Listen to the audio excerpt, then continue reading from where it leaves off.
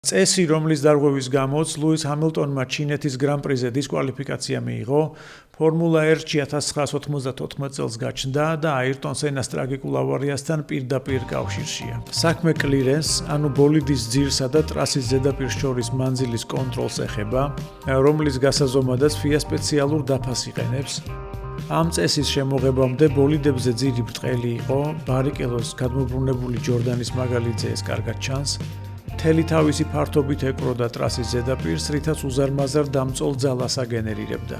კლირენსის გაზრდამ ბოლიდებზე ამ დამწოლი ძალის და შესაბამისად სწრაფ მოსახვევებში სიჩქარეების შემცირება გამოიწვია, რაც FIA-ს ჩაფიქრებული ჰქონდა თავიდანვე, მაგრამ გარდა ამისა, ზედმეტად დაწეული პარამეტრები ტრასის უსწორმასწორო ზედაპირზე ბოლიდების ხტუნვას იწვევდა, რაც ართულებდა მართვას, არაპროგნოზირებას ხდიდა მას და ავარიის რისკებს ზრდიდა მნიშვნელოვნად.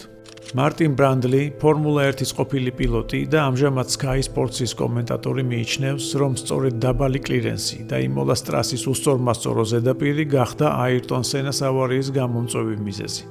საბოლოო დასკვნის გასაკეთებლად საკმარისი ინფორმაცია არ მაქვს, მაგრამ თუ ვარაუდს მთხოვთ, ვფიქრობ, მანქანა ძალიან დაბლა მოძრაობდა და ზედაპირს დაარტყა.